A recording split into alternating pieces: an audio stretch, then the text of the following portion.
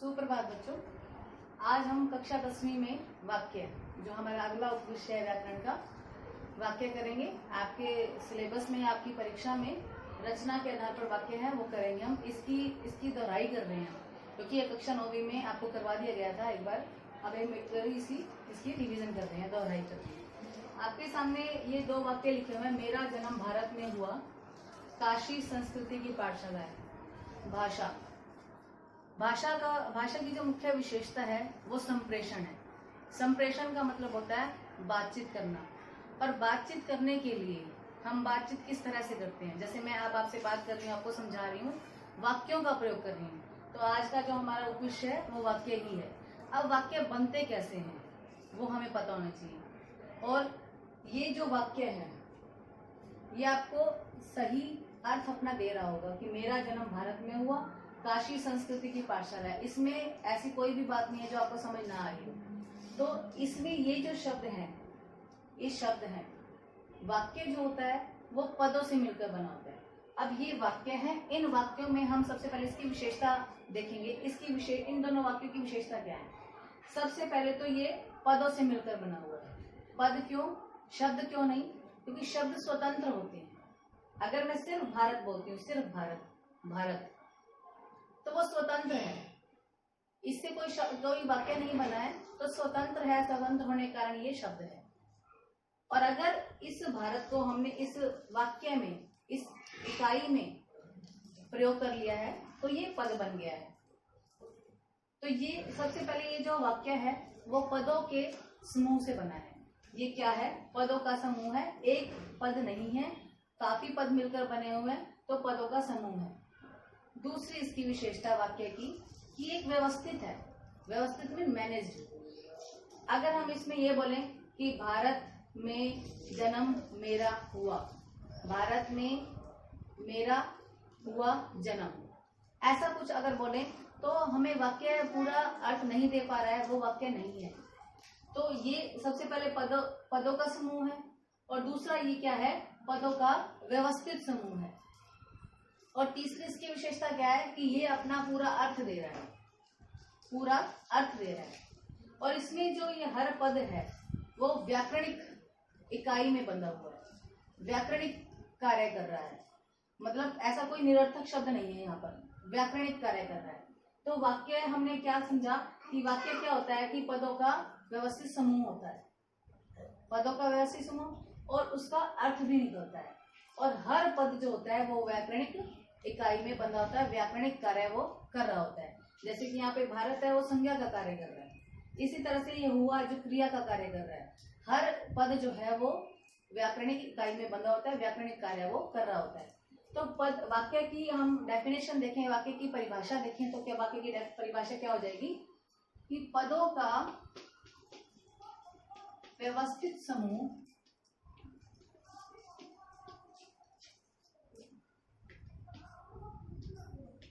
जिसका अर्थ निकले।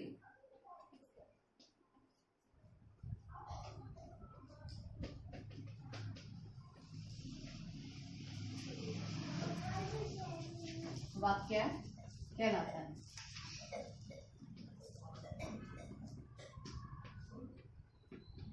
ये इसकी परिभाषा हो जाएगी कि पदों का व्यवस्थित समूह जिसका अर्थ निकले वह वाक्य कहलाता है। अब वाक्य के अंग भी होते हैं। वाक्य के अंग, हम भेद करने से पहले इसके अंगों की बात करेंगे। वाक्य के दो अंग होते हैं, वो कौन कौन से हैं? उद्देश्य और विधेय। अब उद्देश्य क्या होता है? उद्देश्य,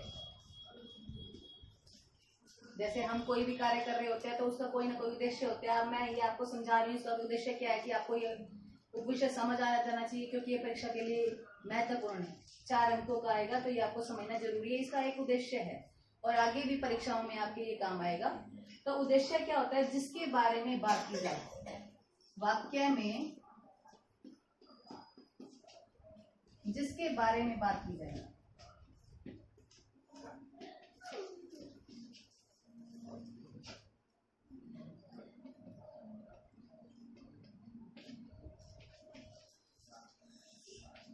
वाक्य में जिसके बारे में बात की जाए वो कहलाता है आपका उद्देश्य। और अगला है आपका विधेय। अब विधेय क्या होता है? उद्देश्य के बारे में जो कुछ कहा जाए।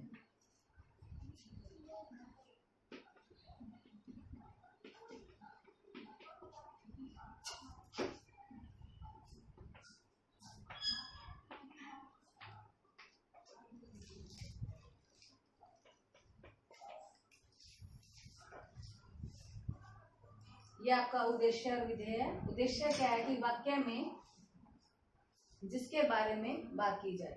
अब ये वाक्य है मेरा जन्म भारत में हुआ। अब इसमें किसके बारे में बात की जा रही है? भारत के बारे में नहीं, मेरे जन्म के बारे में। ये आपका है उद्देश्य। अब इस वाक्य में किसके बारे में बात की जा रही है? काशी के बारे में। ये काशी क्या है? उद्देश्य है। उद्देश्य क्या है? वाक्य में जिसके बारे में कुछ कहा जाए उसे उद्देश्य कहते हैं। यहाँ पर ये उद्देश्य है। अब विधेय क्या है? उद्देश्य के बारे में, उद्देश्य के बारे में जो कुछ भी कहा जाए। अब मेरा जन्म इसके बारे में बात की जा रही है, लेकिन इसके बारे में क्या कहा जा रहा है? भारत में हुआ, तो ये आपका विधेय है। इसी तरह से काशी के बारे में बात की जा रही है तो काशी आपका उद्देश्य बन जाएगा। अब काशी के बारे में क्या कहा जा रहा है कि ये संस्कृति की पाठशाला है, तो ये आपका बन जाएगा विधेय। अभी मैंने आपको बताया कि हर कोई ना कोई कार्य करने का उद्देश्य होता है। कि जैसे मैं आपको वाक्य समझा रही हूँ, किसके बारे में बात कर रहे हैं हम? वाक्य के बारे में। तो वाक्य हमारा उद्देश्य है। और वाक्य के बारे में अब आपको समझाने के लिए जो कुछ भी कहा जाएगा वो उसका क्या कहलाएगा? आपका विधेय। तो ये आपका यहाँ स्पष्ट हो गया होगा कि वाक्य किसे कहते हैं? पदों का व्यवस्थित समूह जिसका अर्थ निकले वह वाक्य कहलाता है। अब वाक्य के दो अंग होते हैं, उद्देश्य और विधेय। उद्देश्य किसे कहते हैं? वाक्य में जिसके बारे में कुछ कहा जाए वह उद्देश्य कहलाता है। विधेय किसे कहते हैं? उद्देश्य के बारे में जो कुछ भी कहा जाए उसे विधेय कहते हैं। यहाँ एक और बात भी याद रखने योग्य है कि कई बच्चे ये रट्टा लगा लेते हैं कि पहला ही शब्द उद्देश्य होगा, पहला ही शब्द उद्देश्य होगा, और ये भी कि एक ही शब्द उद्देश्य होगा। नहीं, ऐसा नहीं है। अब जैसे अगर मैं कहूँ कि राम ने रावण को मारा, मैंने बोला राम ने रावण को मारा, किसके बारे में बात की जा रही है? राम के बारे में, तो राम उद्देश्य है। परंतु अगर मैं ये कहूँ कि दशरथ पुत्र श्री राम ने रावण को मारा, दशरथ पुत्र श्री राम ने रावण को मारा, तो दशरथ यहाँ पर उद्देश्य नहीं होगा। हम किसके बारे में बात कर रहे हैं? वही राम के बारे में ही बात कर रहे हैं। तो राम तक पहुंचने के लिए जितने भी शब्द आएंगे वो सारे आपके उद्देश्य ही कहलाएंगे। कि दशरथ पुत्र श्री राम ने रावण को मारा, तो दशरथ पुत्र श्री राम जो हो जाएगा वो आपका उद्देश्य बन जाएगा। उसके बाद बाकी जो बचा हुआ अंश है वो आपका विधेय बन जाएगा। आगे देखेंगे।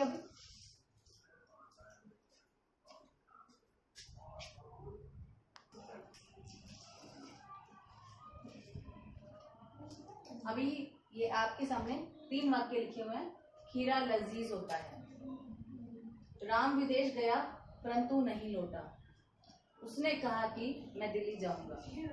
अब खीरा लजीज होता है, या फिर बाल गोविंद भगत प्रभातियां गाते थे, नेताजी सुभाष चंद्र की मूर्ति पर चश्मा नहीं था। सरल वाक्य है, एक ही वाक्य है, तो ये आपका सरल वाक्य है।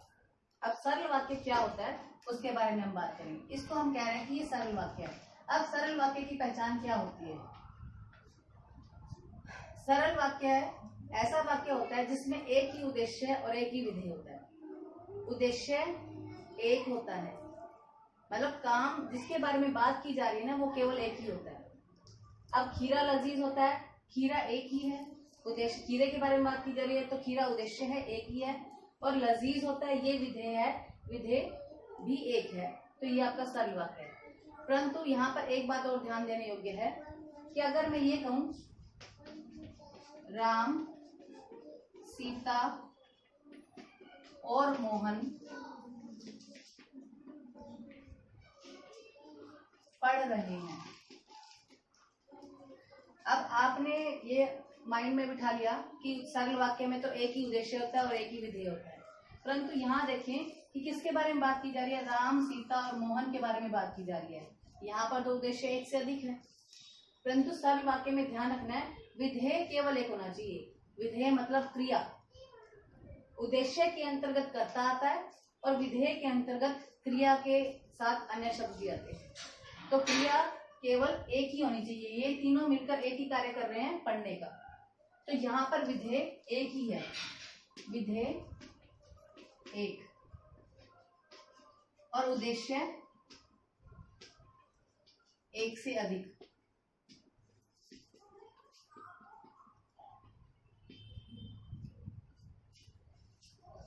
ये तब भी आपका सरल वाक्य है। तो सरल वाक्य की पहचान आप याद करेंगे, उसकी डेफिनेशन भी याद करेंगे, परिभाषा भी याद करेंगे। इसकी परिभाषा क्या होती है कि ऐसा वाक्य जिसमें एक ही उद्देश्य है या एक से अधिक उद्देश्य हो सकते हैं, परंतु उसके अंतर्गत विधेय एक ही होना चाहिए, काम एक ही होना चाहिए। काम करने वाले बंदे यानी कि कर्ता कितने भी हो सकते हैं, 100 भी हो सकते हैं, 100 भी हो सकते हैं, परंतु जो विधेय है, जो काम है, वो एक ही होना चाहिए। तो ये आपका है सरल वाक्य है। सरल वाक्य में आप जब इसका परिवर्तन करेंगे तब भी आप ध्यान रखेंगे कि उसको आपने क्रिया एक ही देनी है। अगला वाक्य देखिए, राम विदेश गया परंतु नहीं लौटा। अब आप यहाँ ध्यान दें, राम विदेश गया, गया एक क्रिया, एक विधेय और एक ही उद्देश्य है इसमें, परंतु ये आपका है योजक। नहीं लौटा, कौन नहीं लौटा? राम नहीं लौटा या वह नहीं लौटा। अगर आप वह लगाना चाहते तो लगा सकते हैं, वह नहीं लौटा। गया एक क्रिया, लौटा दूसरी क्रिया, मतलब यहाँ पे दो क्रियाएं हो रही हैं। अगर दो क्रियाएं हैं तो दो वाक्य रहेंगे और इन दो वाक्यों का अपना स्वतंत्र अस्तित्व है। ये दो वाक्य, राम विदेश गया अपना अर्थ दे रहा है, ये सरल वाक्य। अगर हम परंतु को हटा देते हैं, वह नहीं लौटा या राम नहीं लौटा, इसका भी अपना अर्थ है, स्वतंत्र है। इन दोनों स्वतंत्र या सरल वाक्यों को जोड़ा गया है योजक से, परंतु से। ये योजक क्या होते हैं? जो दो वाक्यों को जोड़ने का कार्य करते हैं, इसलिए, किंतु, परंतु, क्योंकि, ये।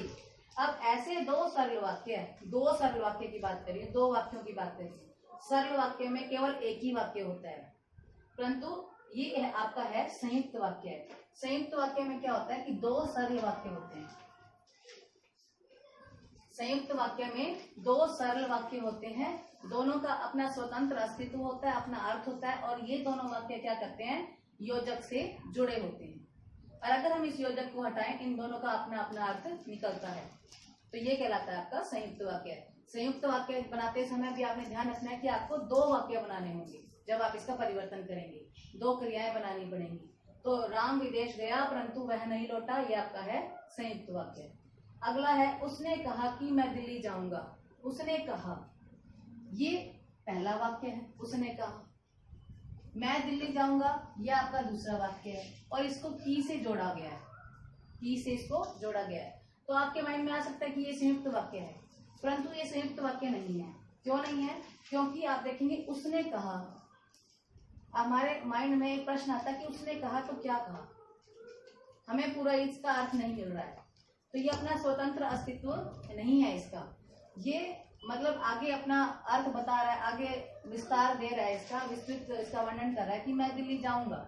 तो मतलब हमें यहाँ ये स्पष्ट हो रहा है कि एक वाक्य दूसरे वाक्य पर आश्रित है। संयुक्त वाक्य में भी दो वाक्य थे, मिश्र वाक्य में भी दो वाक्य है, ये आपका है मिश्र वाक्य। मिश्र वाक्य में भी आपके दो वाक्य हैं।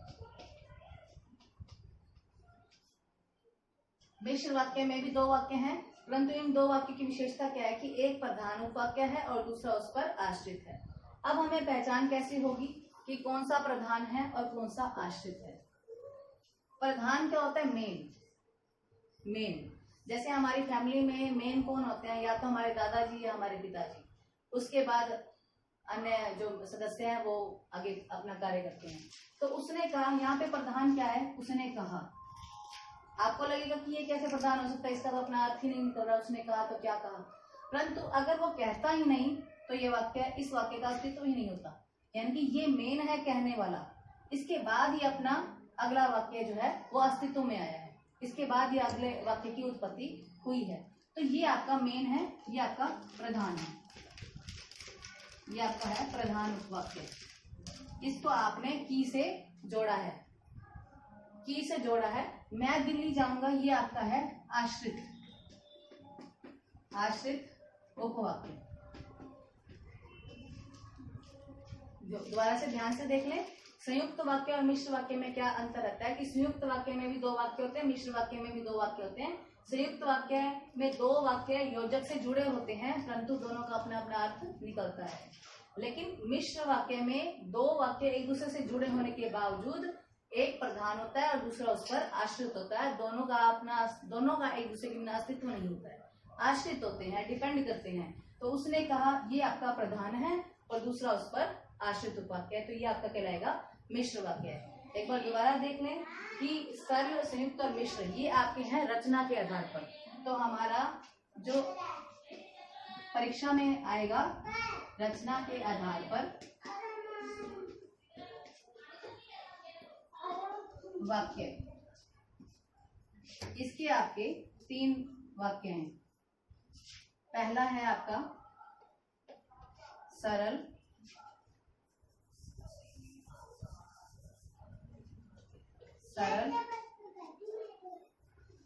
संयुक्त और अगला है आपका मिश्र। तो सरल क्या है कि एक ऐसा वाक्य है जिसमें एक ही उद्देश्य है और एक ही विधेय होता है, वो आपका सरल वाक्य होता है, साधारण वाक्य होते हैं। जो आपने अर्थ के आधार पर वाक्य किए थे उसमें संकेतवाचक वाक्य को छोड़कर बाकी सारे वाक्य आपके सरल वाक्य में आएंगे। सरल वाक्य का मतलब ये नहीं कि इसमें नकारात्मक नहीं होंगे, प्रश्नवाचक नहीं होंगे। क्या तुम दिल्ली जाओगे, ये भी आपका सरल वाक्य है। वह दिल्ली नहीं जाएगा, ये भी आपका सरल वाक्य है। तुम चले जाओ, ये भी सरल वाक्य है। शायद आज बारिश हो, ये भी सरल वाक्य है। लेकिन अगर मैं ये कहूँ कि यदि तुम मेहनत करोगे तो तुम पास होगे, ये आपका सरल वाक्य नहीं है, ये आपका मिश्र वाक्य के अंतर्गत आता है। तो प्रश्न के तौर पर आपसे पूछा जा सकता है कि सरल वाक्य अर्थ के आधार पर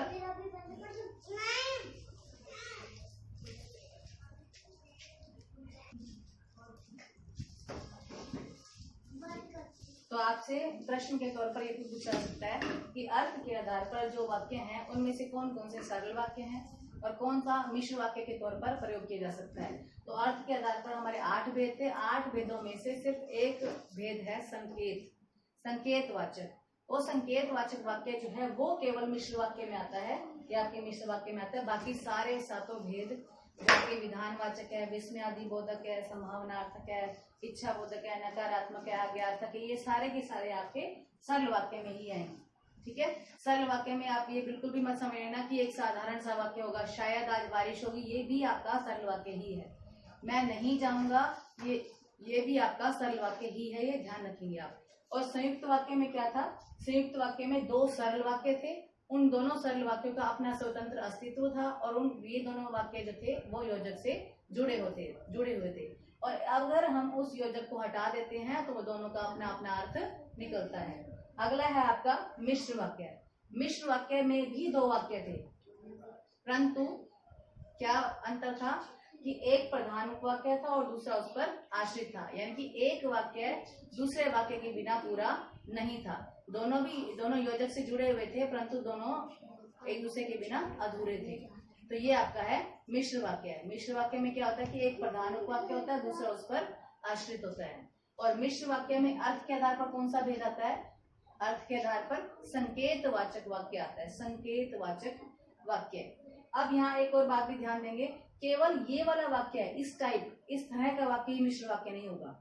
इस तरह का वाक्य ही मिश्र वाक्य नहीं होगा। ये भी मिश्र वाक्य हो सकता है कि यदि तुम मेहनत करोगे तो तुम पास होगे या तो तुम उत्तीर्ण होगे। तो यदि तुम मेहनत करोगे, पहला मुख्य कार्य क्या है, मेहनत करना।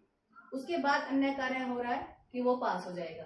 2 वाक्य हैं, दोनों वाक्यों को जोड़ा गया है। दोनों वाक्यों का एक प्रधान उपवाक्य है, मेहनत करना प्रधान उपवाक्य है, और दूसरा उस पर आश्रित हो रहा है। मेहनत करने के बाद ही उसका परिणाम आएगा, उसका अस्तित्व है, तो वो आपका है मिश्र वाक्य। तो आशा करती हूँ कि आपको ये समझ में आ गया होगा। तो आपने उत्तर पुस्तिका में सबसे पहले वाक्य की परिभाषा, उसके अंग, उसके भेद, या आपने पहले भी कर रखा है, अगर नहीं किया तो आपने करने हैं। अब हम बात करते हैं मिश्र वाक्य के अंतर्गत आश्रित उपवाक्य की पहचान। मिश्र वाक्य के अंतर्गत आश्रित उपवाक्य की पहचान।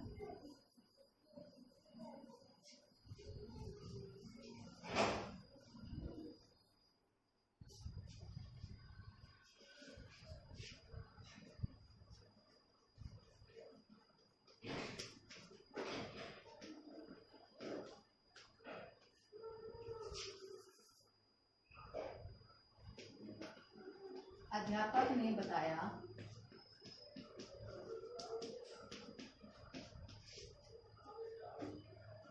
पृथ्वी गोल है।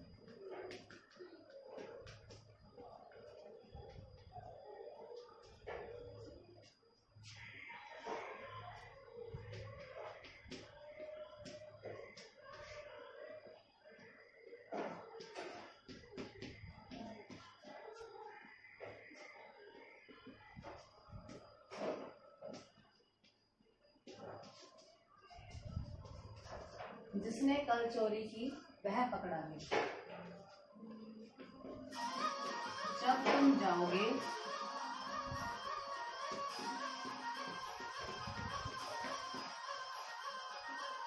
तब मैं आऊंगा।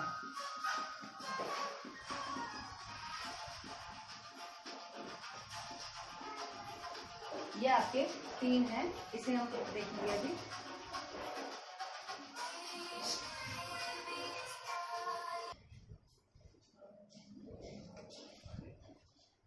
आश्रित उपवाक्य हमारे ये आश्रित उपवाक्य मिश्र वाक्य में होते हैं, और मिश्र वाक्य में कई बार वो मिश्र वाक्य देने के बाद आश्रित उपवाक्य का भेद पूछ लेता है। जो परीक्षक होता है वो आपको मिश्र वाक्य दे देगा या कोई भी वाक्य दे देगा, वो कहेगा वाक्य की पहचान करो, अगर ये मिश्र है तो इसका आश्रित उपवाक्य भी बताओ। तो हमें आश्रित उपवाक्य और उसके भेद की जानकारी होना जरूरी है। आश्रित उपवाक्य में जो पहला भेद होता है वो होता है संज्ञा उपवाक्य।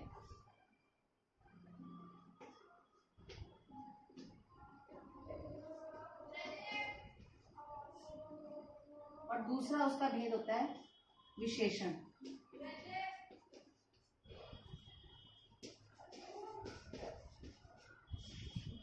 तीसरा इसका भेद होता है क्रिया विशेषण।